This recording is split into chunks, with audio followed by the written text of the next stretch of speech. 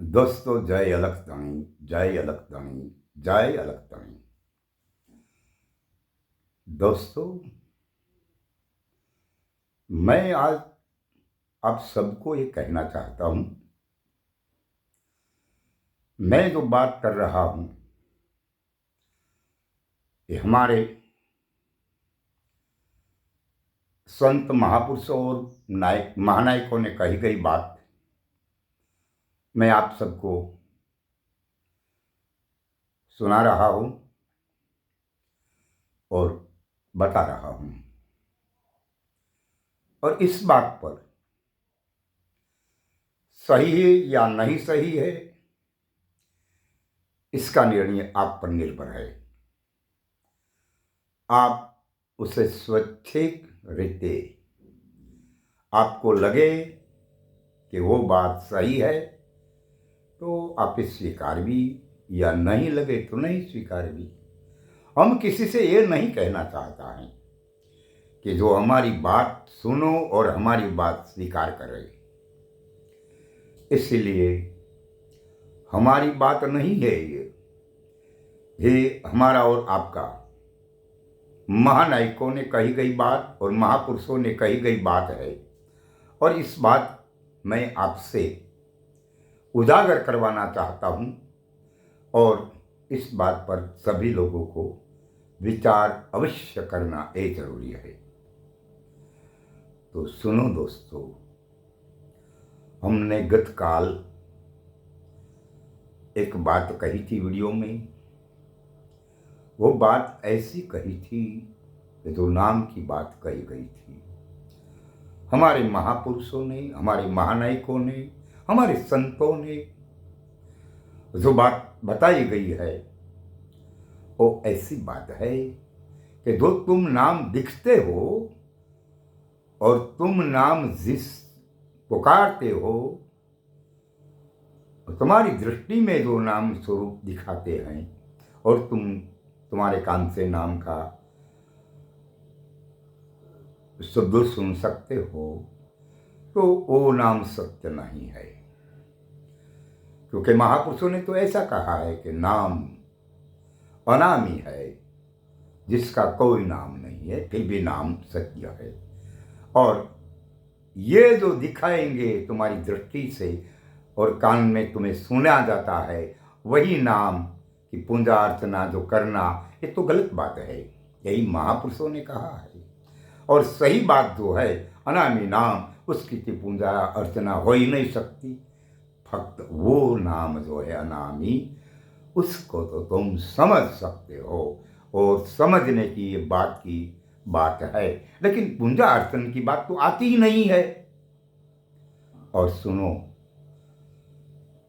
जो नाम अनामी है उसने तो महापुरुषों ने भी ऐसा कहा है कि नाम ये जमीन और आसमान के बीच में है।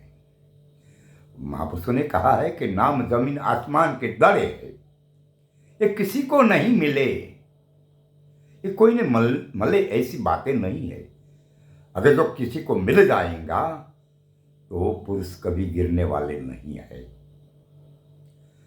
और अगर गिर जाए, कोई मनुवादी जैसे लोगों की बातों में आ जाए और वो बात से हट जाए तो गिर जाता है, लेकिन फिर भी उसको ध्वजा और नारियल जरूर चढ़ेंगे। यही बात महानायकों ने कही है, महापुरुषों ने कही है। तो दोस्तों,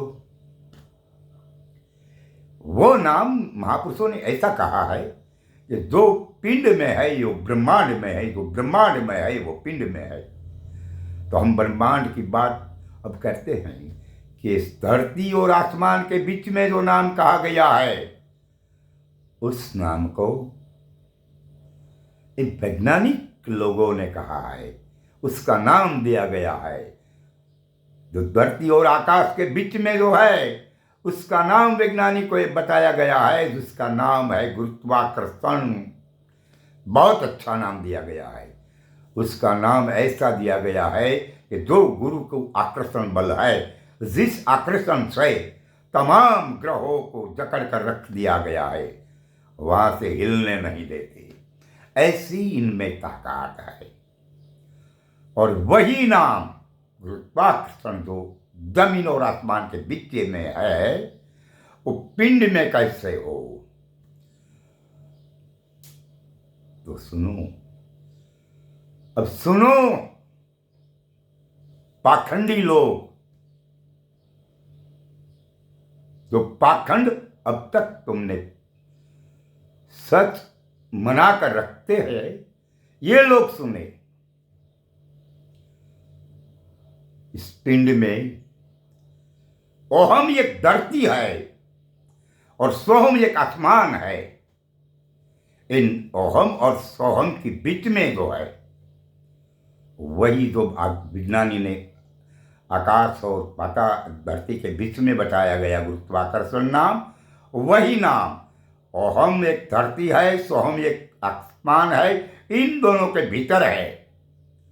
वही नाम की जिन्होंने पहचान हुई है, इन्हें कोई कंठी वाला गुरु की आवश्यक जरूरत नहीं है, इन्हें किसी पाखंडियों की जरूरत नहीं है।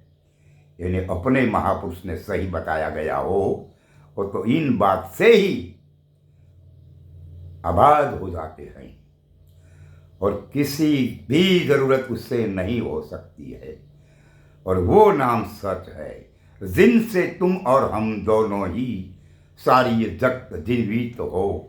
और जीने की ताकत वो कहाँ से लाते हैं और उसे ताकत कौन देने वाले हैं, इस सब कुछ बात अपने महापुरुष से मिलेगा। मगर आप इस बात पर अवश्य विचार करना एक जरूरी है। हम कहते नहीं है आपको कि तुम इस बात पर साबित करने के लिए तैयार हो जाओ। वो अपनी दृष्टि से, अपने दृष्टिकोण से, अपने विचारों से ये बात सुनो या समझो, या फिर बाद में निर्णय लेना क्या करना है क्या नहीं करना है। लेकिन हम नहीं कहते कि तुम ये स्वीकार लो। हम तो ये कहते हैं कि हमारे महानायकों ने, हमारे महापुरुषों ने जो बताया गया है, ये हम आपके समक्ष उजागर करवाते हैं। और उजागर करने से कोई किसी को बात समझ में आ जाएगा तो उसका निर्णय उन्होंने लेना होगा। हम तो कहने वाले हैं और सुनने वाले तो आप है।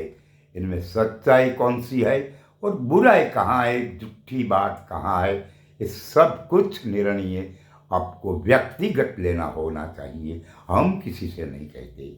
और इस बात से बहुत महापुरुषों ने भी कहा है कि इतनी बात से अटकना एक जरूरी नहीं है, इनसे भी आगे कुछ बात हो सकती है।